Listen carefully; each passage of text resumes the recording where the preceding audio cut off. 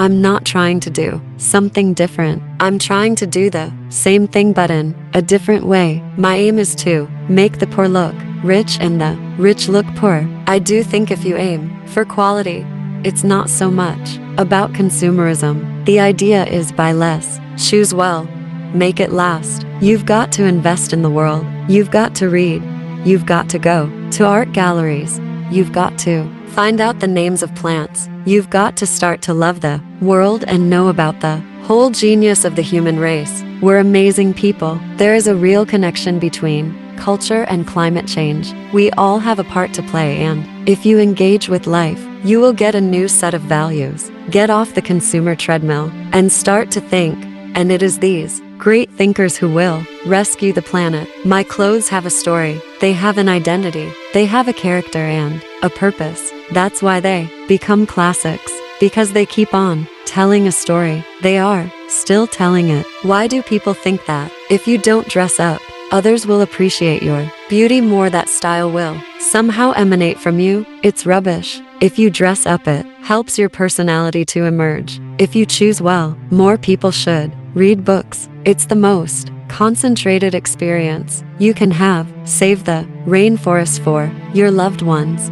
Fashion is very important. It is life enhancing, and like everything that gives pleasure, it is worth doing well. Shoes must have very high heels and platforms to put women's beauty on a pedestal. I am attracted to people who make this effort in knowing what suits them. They are individual and stylish. I have been asked, what would I ban immediately if I could? Advertising. Every time I hear that word, I cringe. Fun. I think it's disgusting. It's just running around. It's not my idea of pleasure. The fight is no longer between the classes or between rich and poor, but between the idiots and the eco-conscious. I don't think punk fashion is a specter or overemphasized. It made a big impression, as there had never been anything like it before. Britishness is just a way of putting things together, and a certain don't care attitude about clothes. You don't care, you just do it and it looks great. The young need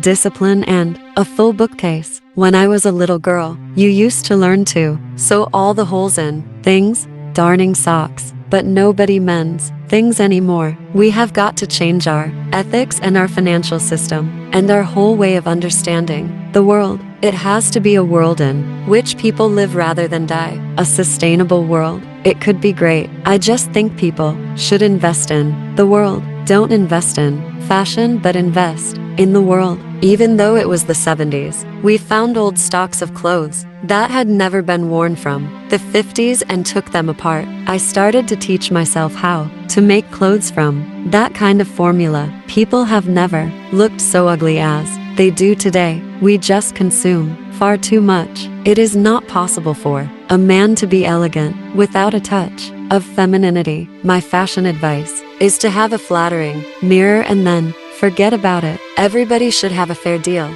Everybody should have the chance to life in this world. If we were evolved as human beings, we would hopefully be able to alleviate suffering in the world. I wish you didn't have to design so often. Try to do quality and cut down on quantity. I think fashion is very, very important. We wanted to step off our island and add the color of the third world. We got gold cigarette paper and stuck it around our teeth. We really did look like pirates and dressed to look the part. I think some people would love to be able to make the clothes I make, and of course, I do influence them, but they keep simplifying, and minimalism doesn't quite work. I'm frugal. I'm not a very acquisitive woman. I never waste food. If you prepare your own food, you engage with the world. It tastes alive. It tastes good. I don't care how many beauty treatments you have. I don't care which bag you're carrying. You have to have a dress. If you hear anarchy in the UK today, your hair stands on end. It gives you the shivers. In history,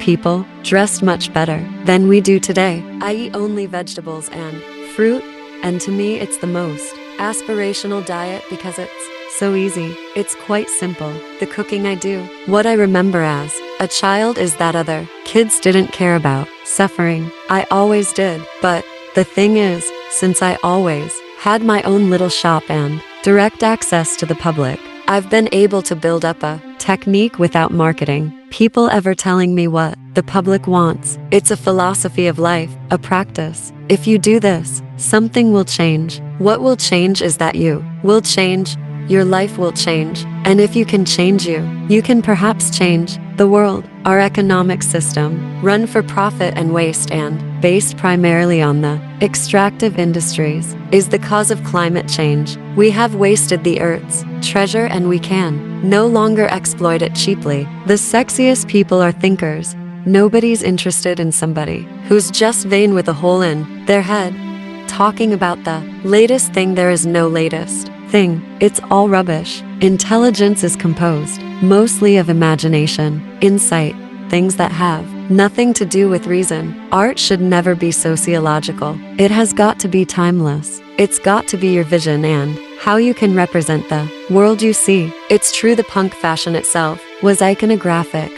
Rips and dirt, safety pins, zips, slogans, and hairstyles. These motifs were so iconic in themselves, motifs of rebellion. When we started to do punk, we put all of these things together to create the look of an urban guerrilla, a rebel. If you wear clothes that don't suit you, you're a fashion victim. You have to wear clothes that make you look better. Buy less, choose well, make it last. Quality, not quantity. Everybody's buying far too many clothes. Dame Vivienne Isabel Westwood, 8 April 1941 December 29, 2022. In the village of Tintwistle, Cheshire, she was the daughter of Gordon Swire and Dora Swire Ball, who had married 2 years previously, 2 weeks after the outbreak of the Second World War. Westwood was an English fashion designer and businesswoman, largely responsible for bringing modern punk and new wave fashions into the mainstream. In 2022, Sky Arts ranked her the 4th most influential artist in Britain of the last 50 years. In 1958, her family moved to Harrow, Greater London. Westwood took a jewelry and silversmith course at the University of Westminster, then known as the Harrow Art School, but left after 1 term, saying, "I didn't know how a working-class girl like me could possibly make a living in the art world." After taking a job in a factory and studying at a teacher training college, she became a primary school teacher. During this period, she created her own jewelry, which she sold at a stall on Portobello Road. In 1962, she met Derek Westwood, a Hoover factory apprentice, in Harrow. They married on July 21, 1962. Westwood made her own wedding dress. In 1963, she gave birth to a son, Benjamin. Westwood came to public notice when she made clothes for the boutique that she and Malcolm McLaren ran on King's Road, which became known as Sex. Their ability to synthesize clothing and music shaped the 1970s UK punk scene, which included McLaren's band, the Sex Pistols. She viewed punk as a way of seeing if one could put a spoke in the system. Westwood opened 4 shops in London and eventually expanded throughout Britain and the world, selling a varied range of